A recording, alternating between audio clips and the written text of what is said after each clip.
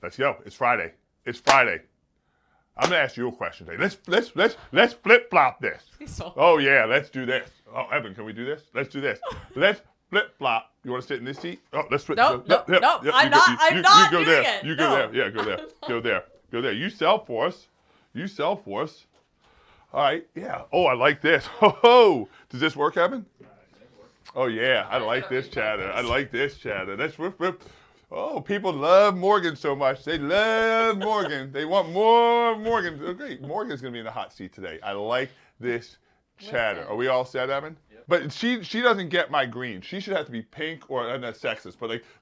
Purple. Let's give her purple. Oh, that's blue. Can we go a little bit more purple? That's a little more blue. Let's go the other way. All right, yeah. The Morgan purple. Now we got purple and teal. Oh, I like this. Hey, welcome everybody. It's Friday. Woo! It's Friday. Yeah. Hey, Morgan. Welcome to the show. How's it going today? The show. I'm good. How are you? Good. What's new? Listen, that is not how I talk, first of all, in that seat. It is. Don't change your tone. It's Friday. It's woo! Chad, pay attention. Chad, squirrel. Woo! It's Friday. They need that kind of energy.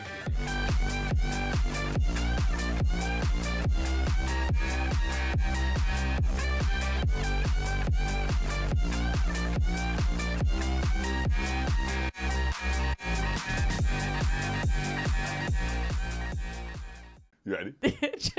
just because you sit in that seat doesn't mean it changes you. Listen. The seat makes the man. And so, hey, listen, I've really been struggling with something because I really like your take as the sales expert, the subject matter expert. You've been here 7 years? 7 in October, baby. 7 years. You have a 90% conversion rate. Do you know that over the last 7 years? Did you drop it? I didn't drop it. You dropped it. You kind of closed more deals. I didn't drop it. We have a 90% conversion rate in our sales. That sounds remarkable. It is remarkable. It's pretty awesome. Pretty incredible, right? I learned from the best. Nice. So listen, I want to ask you a question. What would you say is the biggest attributor to you having such a high conversion rate? We're in a market right now where conversion rates are plumbing. So what's happening is we don't have as much traffic, and the traffic is not, we don't get as much traffic, so we have to raise our conversion rate. But what we're seeing is our conversion rate is dropping. Because we don't have enough traffic and we're not closing many deals, that causes the conversion rate to drop. What do you think is the main reason conversion rates are dropping? And instead of you answering it that way, let's say, what's the main attributor to you having such a high conversion rate? Okay, so I think there's a couple of things here. One, I practice what we preach. So let's start with the end of my conversations. I don't get off a single call without setting a next step. So unfortunately, I don't have the opportunity to sell in front of people. If I could have my first phone call, my second phone call, whatever it is, or the proposal call face to face, which is the highest level of communication.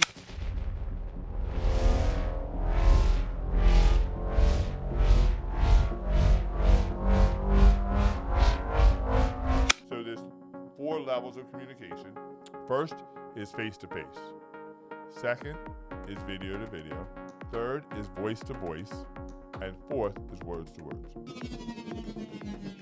I would absolutely love that. I don't have that luxury like a lot of our people do, but it's so important to me that, and I know it's one of the 3 reasons you'll fire me. Yeah. So when we hang up from a call, whether it's the first call, the second, the third with a proposal, me asking for the sale, I am setting a clear, agreed upon, actionable next step. I think that's huge.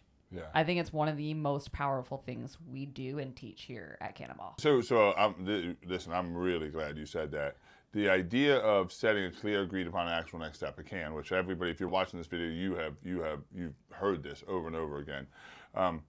There's a lot of people that are afraid or have resistance to setting next steps. So a customer comes into the model home, or sometimes it's over the phone with some of the people watching this call. So they have resistance to asking that question of, hey, I'd like to meet again. The next call can be on 3 o'clock on Tuesday, or I'd like to schedule an appointment to come back in.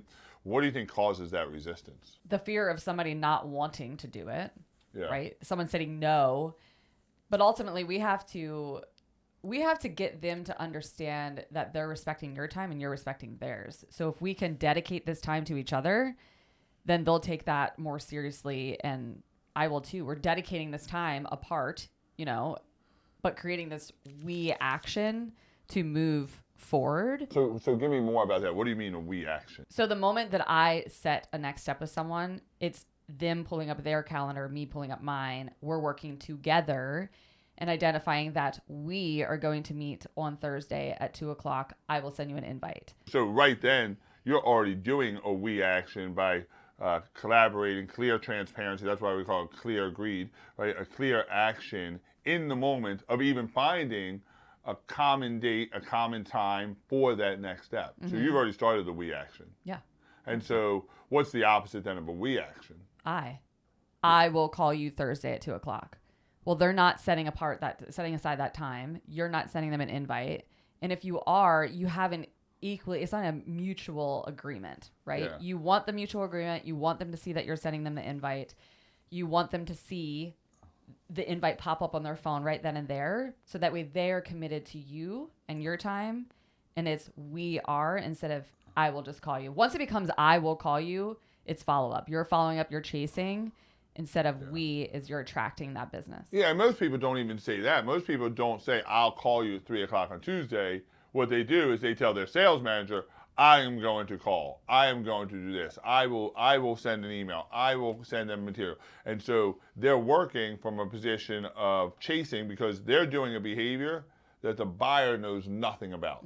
The buyer doesn't know that you're going to call them at 3:00. The buyer doesn't. And the challenge with follow-up is follow-up is nothing more than a cold call. And people are like, no, well, Chad, it's not a cold call because, XYZ sales trainer told me it's a warm lead and they're waiting for my call. No, the definition of a cold call is when you are interrupting somebody's day without their permission. That is a cold call.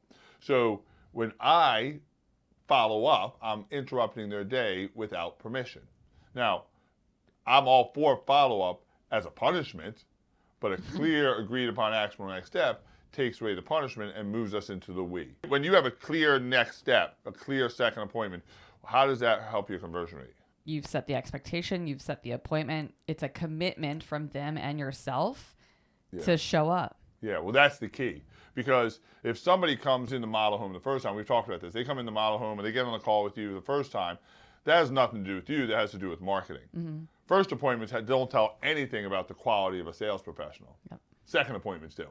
So second appointments say, hey, I met with you for an hour and I'm willing to come back, meet with you again, which means that the sales professional provided value in that interaction. So second appointments show that you delivered value as a sales professional. If you want your sales to grow, get more second appointments. Would you agree? Yeah. 100%. And at that point, the reason it's such a legitimate A lead, a second appointment is an A lead. Why is it an A lead? Because the buyer's giving more steps, more commitment, more actions towards the goal of home ownership. So this is why we want second appointments. And so for us, we talk a lot about when's the next appointment? When's the next step? When's the next we are? And what happens if we, to your point, if you don't set a next step? You got to go chase them down. Yeah. You got to spend time doing all the chasing yourself. It's I have to go do this now. I have to go do this. Instead, yeah. So you have two choices. You either are proactive and setting the next second appointment, or you are chasing. You're going to do one of them because you have to work the lead until the lead can't be worked anymore. And so it's either we're doing it proactively or I'm chasing. You're doing one of them, so you might as well choose the one that's proactive. Yeah, I mean, I think this was really great.